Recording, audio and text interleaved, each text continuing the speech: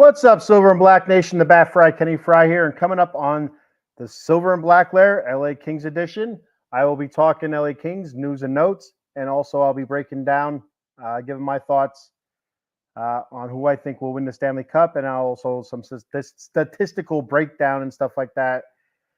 So we'll talk about that and whatever else you guys want to throw at me. I will be back in about 45 seconds.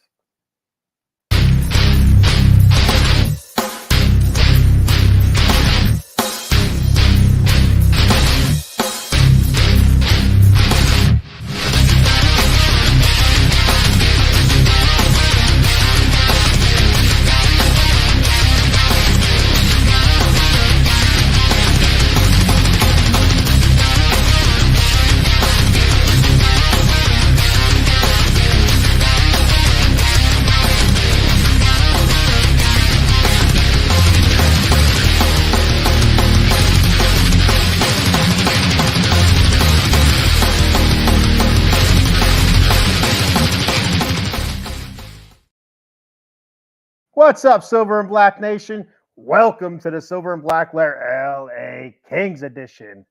I hope you're doing well on this fancy Friday. It's Friday.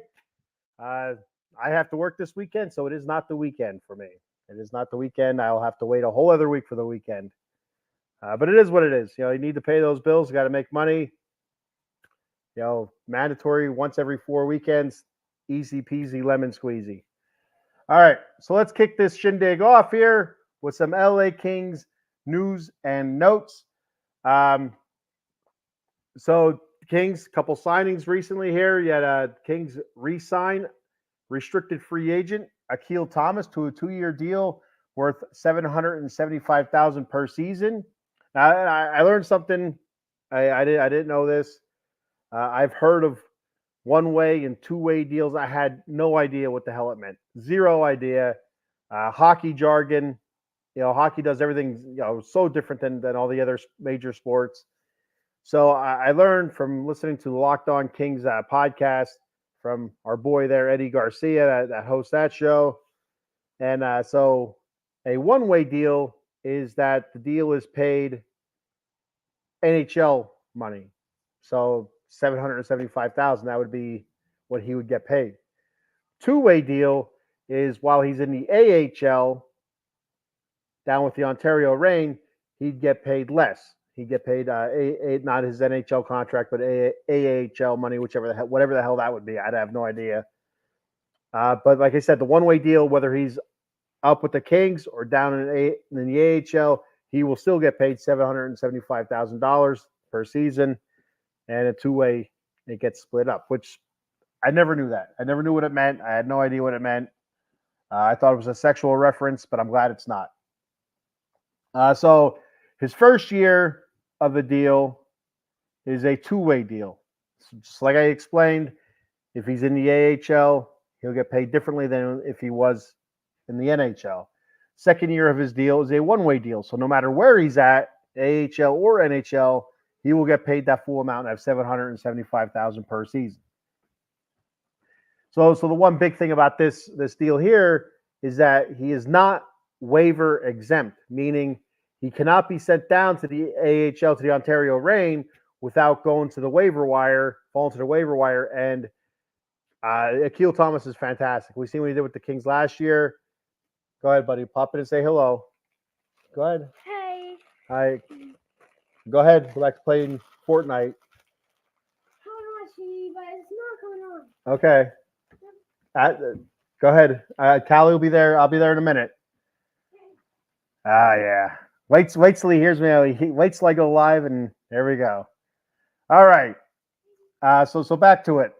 So he's not waiver exempt. So meaning if he's sent down he can't be sent down to the Ontario Reign. He has to fall to the waiver wire. If he falls to the waiver wire, he'll never make it back to the Kings. Akil Thomas, a big Kings prospect. He's one of the guys I talked about the last few weeks. I expect to be up with the Kings next season. I expect him to make the main roster and to make an impact on the third or fourth line next season. So, but yeah, so I don't know why you have the two-way deal one-way deal. I don't understand it because if they do send him to the AHL, well then he's probably going to get picked up by another team through the waiver wire. So the two-way part doesn't make any sense to me. So I'm not really 100% sure how that works. But anyway, with the Ontario Reign last season, he had 22 goals and 46 points through 64 games. 6 foot, 195 pounds, 24 years old. In the playoffs, he had a pretty decent playoffs, 7 games, 3 goals. I'm sorry, with the Kings, 7 games, 3 goals. But he did have a pretty decent playoffs for the Reigns. I thought I had the stats written down here. Let me see if I think he had 4 goals through 8 games in the playoffs. I'm pretty sure that's what I remember hearing. He was a second-round pick in 2018. So Akil Thomas, he's going to be a big part of the Kings' future, I believe. And I think that 2-year deal is just going to get bigger as it expires in 2 years. So I got 3 comments here.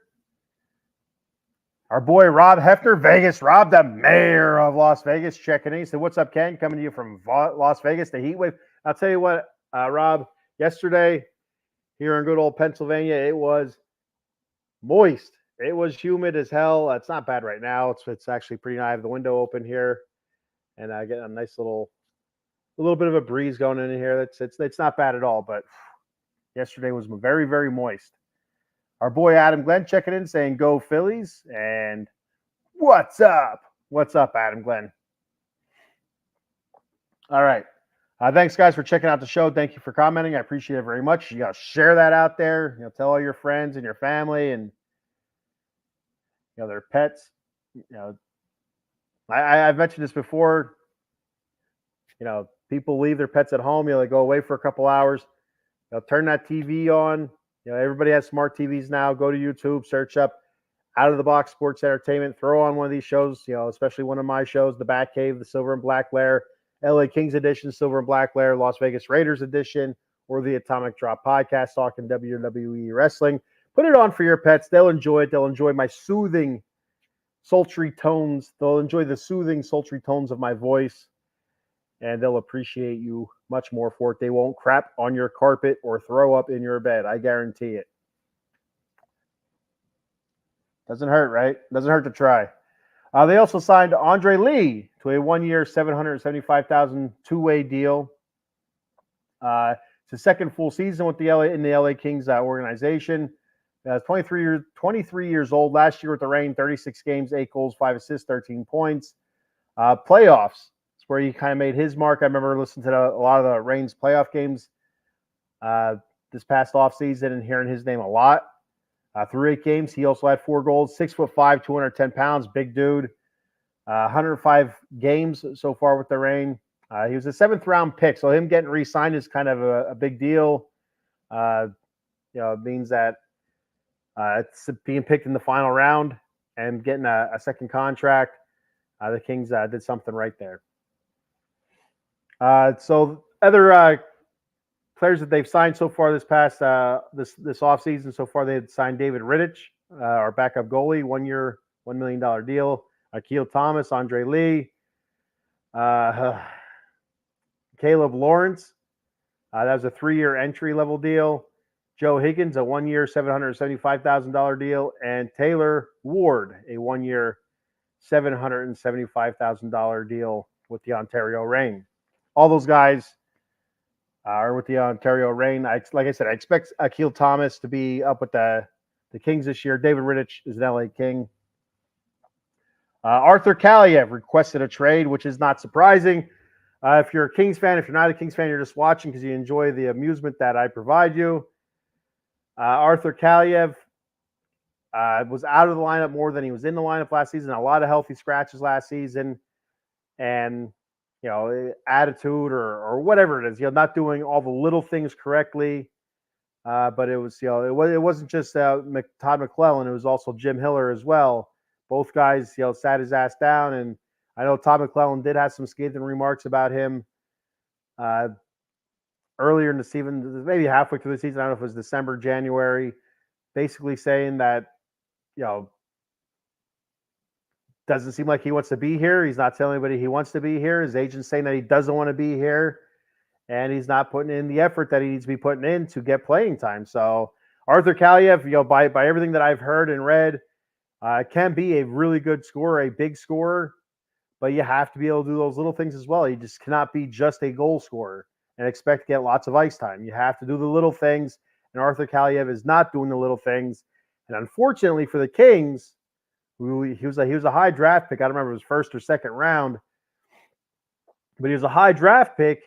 And with all the turmoil that has gone on between him and the Kings, if you do trade him, you're not going to get the haul back that you would if it was just a regular straight up trade. He's having productive seasons and just looking to trade him. But now he wants out. The Kings don't appear to want him there. So, don't expect a whole lot of anything. Maybe a 7th round draft pick or something. I don't know. Another bit of Kings news here. The Kings are looking at a jersey change for next season. I don't know if I can't remember if I mentioned this before or not. But it appears that the Kings are going to go back to the old Chevy logo. And that's when I started watching the Kings, when Wayne Gretzky joined the club back in the early 90s. And that's when they had the Chevy logo. I don't know exactly when they went to the Chevy logo. I always thought it was a Chevy logo. I didn't start watching hockey until the early 90s. Me and my friends, we would be out playing hockey all the time then. So my one friend must have had like 3 or 4 jerseys, unheard of. I know I had a couple of jerseys. I had a black LA Kings jersey with the Chevy logo. And I also had an Ottawa Senators jersey because I thought it was a pretty neat looking jersey. And that was the only reason why. But anyway, so it looks like the Kings are going to go back to the Chevy logo. One of the things I did read online said they're going to modernize the Chevy logo. And if you don't know, like, what the hell is he talking about, Chevy logo? It's just like the Chevy bow tie, except it says Kings. And I guess the one thing I was reading online is they're going to add the crown in the middle as well. And they do have some pretty neat uniforms from back in the past. I don't know. I can't tell if it's a purple and yellow, but I've read online it's like some sort of blue. I don't want to say navy blue. I don't think it was a navy blue, but like a blue and yellow, blue and gold. Kind of neat looking with a big crown on the front. They've also had that type of uniform, those colors with the Chevy logo in the front as well. So, I know a lot of the longtime Kings fans are kind of pulling for those jerseys to come back, those uniforms, but it seems like they're going to stay with the silver and black, thankfully. So I don't have to change the goddamn name to the show. They'll stick with the silver and black, but go back with the Chevy logo like they had in the early 90s and mid 90s. They didn't win their Stanley Cups with that logo, but I think it looks better. The Kings jersey I do have has the current logo. It's like a shield looking. I don't want to say it looks like home plate, but it's something similar to what home plate would look like, and as LA, and it's not a bad logo. It's not, but I like the Chevy logo better with the Kings across the front of it. They wore it a good bit this season. I guess to some of the away games when they were in the chrome domes. They would usually wear the LA Kings white jersey with the Chevy logo. So, pretty neat. So that's what I have for the Kings today. I'm going to go ahead and move on to the Stanley Cup talk here. I'm going to take a sip of my iced tea here in my Monkey Colt Coffee tumbler cup. Yeah, Monkey Colt Coffee. We got Roderick, the coffee drinking monkey here. Let me see. There we go. There it is. You can't really see it because there's reflection, whatever. You get the gist of it, right?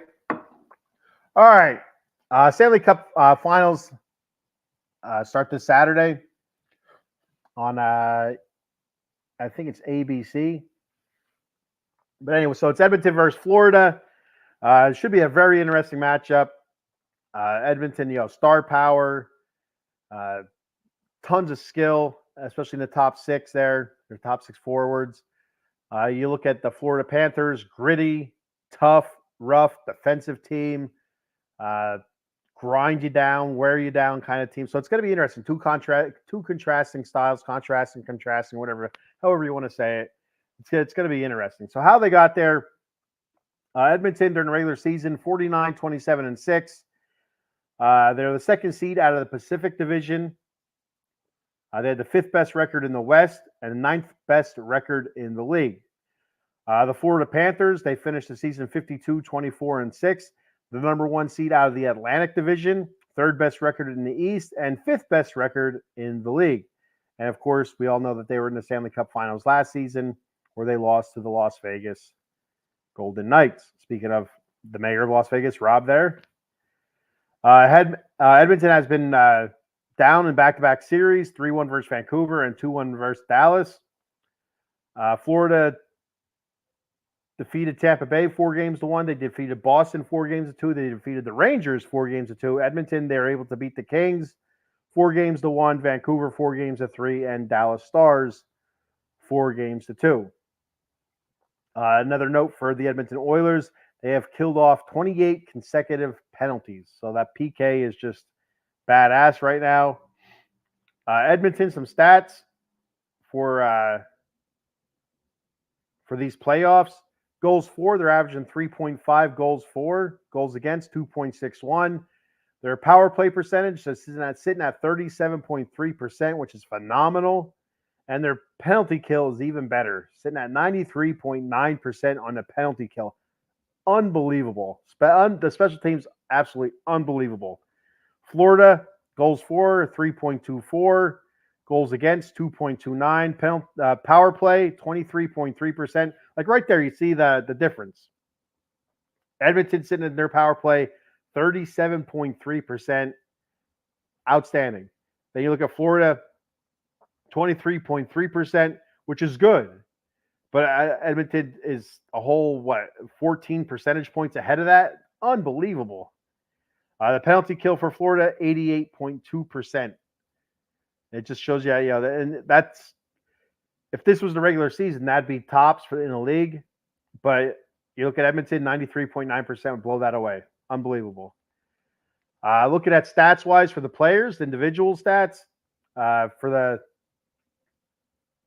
Oilers, Connor McDavid, 5 goals, 26 assists, 31 points. He's sitting at a +7. The douchebag Draisaitl, 10 goals, 18 assists, 28 points, a +2. Evan Bouchard kind of came out of nowhere here. Defenseman, I should say come out. He's a perfect player. Played well all regular season and last year. But scoring wise, I didn't expect to see his name up as high as it is. 6 goals, 21 assists, 27 points, +14. Ryan Nugent-Hopkins, 6 goals, 14 assists, 20 points, a +3. Zach Hyman, who had 50 goals this season. In the regular season, playoffs, 14 goals, 4 assists, 18 points. He's at a +9. And that's it. There's a huge drop-off after that. Evander Kane, 8 points, a -3. Ekholm, 7 points, +8. Kulak, 5 points, +1. I mean, just the drop-off. You have your top guys there, and all of a sudden the drop-off is just huge. Stuart Skinner is 11-5. That's the goalie. 2.5 goals against average. And his save percentage is sitting at .897. Against Dallas, the Oilers won the game 1, 3-2 in double overtime. They lost game 2, 3-1. Lost game 3, 5-3. And they won the next 3 in a row, 5-2, 3-1, and 2-1. And Stuart Skinner was fantastic in those last couple games. Really turned it around. So looking at some individual stats for the Florida Panthers, you're going to see something a little bit different here, where you have the McDavid, 31 points, Draisaitl, 28 points, Bouchard, 27 points, Hopkins, 20 points. All those 4 guys have more points than anybody on the Panthers roster here, but it's much deeper. You have more guys in double-digit points than what you do in the with the Edmonton Oilers, and there's no huge drop-off either. Once you get below double-digit points, it's 10, 9, 8, 7. It's not 10, then 5, then 3, kind of like what you had with the Oilers. You went from 18 points all the way down to 8 points. That's the next highest score, then down to 7, 5. So you don't have that huge disparity. Tkachuk is leading the way for Florida. 5 goals, 14 assists, 19 points. He's +5. Barkov, 6 goals, 11 assists, 17 points. He's at a 0 plus minus rating. For Hagee, 9 goals, 8 assists, 17 points, plus 2. Lundell, 3 goals, 9 assists, 12 points, plus 7. Reinhardt, 8 goals, 4 assists, 12 points, plus minus at 0. Forsling, 4 goals, 7 assists, 11 points, plus 11. And Bennett, 6 goals, 4 assists, 10 points, and he's at a plus 3. Just the depth. That's one of the things I talked about with the Edmonton Oilers is I just don't see the depth on that team to make a deep run. And here they are in the Stanley Cup Finals, and that's because their stars carried them most of the way. Now, there has been some games where some guys that you don't hear of very often did have a big goal here or there, but for the most part, it's been their stars. It's been your McDavids, your Dreisaitl's, your Hymans, Nugent Hopkins, Ekholms, guys like Bouchard's, guys like that, really carrying them. Bobrovsky for the Florida goalie, he's 12-5, 2.20 goals against, a 0.908 save percentage. Versus the Rangers, won game 1, 3-0. Lost game 2, 2-1. Lost game 3, 5-4 in overtime. And then won the next 3, 3-2 in overtime, 3-2 in game 5, and then game 6. Final game there, 1-2-1. So, I mean, huge disparity in top talent, but depth, again, goes Florida's way. And it's going to be interesting to see if Florida's able to drag the Edmonton Oilers down into the weeds, make the Oilers get gritty, make the Oilers get dirty, and see what they can do. Because if they try to skate with the Oilers, Florida's going to get smoked. Absolutely, they're going to get smoked if they try to skate with them. They have to get dirty. They have to drag them down. They have to slow them up. Some regular season stats here for these two teams. Edmonton was 4th. I think it says, 4th in the league for goals for per game at 3.56. They're 4th in power play percentage at 26.3. And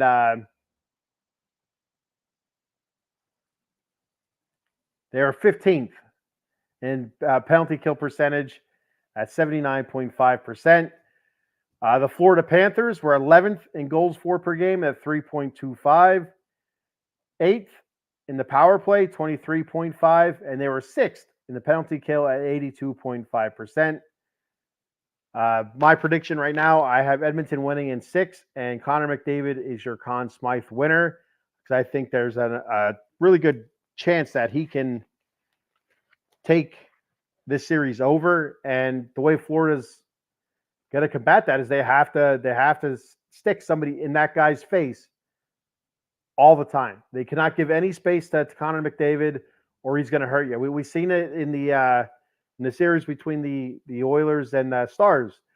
Just some of the amazing goals that the man scored, unbelievable, absolutely unbelievable. Just weaving in and out, like it doesn't make sense. There's 4 defenders there. Just his ability to weave in and out, puck handling skills, and balance, just the balance, because he's getting pushed, he's getting hit, but he's able to keep his balance and just so smooth, and the strength it takes to get that puck up and over the goalie then that close, and he's unbelievable. Connor McDavid is unbelievable. I can't say enough great things about him. I love him or hate him. The dude is just really, really good. Douchebag Draisaitl, I will not say anything nice about him because I think he's a dickhead. So there's that. So if Florida wants to win, they got to drag the Edmonton Oilers down into the mud, make it dirty, make it really hard from no space, make it a defensive game, which Florida's very good at. That's what they did to the Rangers. That's what they've done the whole playoff season here. And the Oilers, if they want to beat the Panthers, they got to skate fast, precise passing, keep the puck moving, keep it going around and around, keep circling that puck, and they'll find their opportunities. Bobrovsky is a fantastic goalie for Florida, but he can be had. So that's what the Oilers need to do. And like I said, I picked the Oilers in 6. I think Connor Connor McDavid will be the Conn Smythe winner. So actually, that's all I have for today. I'm going to go ahead and do our sponsor reads here real quick. And then I'm going to hit the hay. I'm going to go to bed. Jason Fine, attorney Big Al. You can reach Big Al at 1-800-HURT-123. That's 1-800-HURT-123. Jason Fine specializes in motor vehicle accidents, slip and falls, workman's comp, and personal injury claims. He has 3 office locations conveniently located throughout Pennsylvania and New Jersey. His office in the Garden State of New Jersey is located in Cherry Hill, New Jersey. The phone number there is 856-209-5258. And in the Steel City of Pittsburgh, Pennsylvania, the offices are located 500 Grant Street, Suite 2900. The phone number there is 412-365-8151. And in the city of brotherly love, Philadelphia, Pennsylvania, the offices are located at 1628 JFK Boulevard, Suite 2120. The phone number there is 267-888-2980. That's Jason Fine, attorney Big Al. Head on over to monkeycoldcoffee.com to get all your gourmet coffee needs. They have bourbon chocolate chip infused coffee, toasted coconut rum. They have a Sumatran blend medium roast coffee. They have an organic blend coffee called Peru La Florida. Their newest blend also is called Golden Honey Agave. Be sure to head on over to their swag shop. Check out their t-shirts, coffee mugs, tumbler cups, cold brew pitchers, K-cup adapters, and don't forget that sweet, sweet Paradise rum cake. All that and much, much more at monkeycoldcoffee.com. Be sure at checkout to use that promo code OOTB Sports for 10% off your order. That promo code, once again, is OOTB Sports for 10% off your order at monkeycoldcoffee.com. All right. So that's all I have for today. Be sure to check me out Monday morning, 10 a.m. I will be back with the Silver and Black Lair Las Vegas Raiders edition. I kind of had to bump everything back because I fell asleep Wednesday and missed the back cave. So I moved that to Thursday, moved this to Friday, and Friday to Monday. You get the gist of it, right? All right. Thank you, everybody, for checking the show out. And I appreciate all the comments and the viewers. And I will see you guys next Thursday. I'll be back on Thursday with the Silver and Black Lair LA Kings edition, 10 a.m. All right. So that's all I have. And I'll see you guys later. Go Kings, go.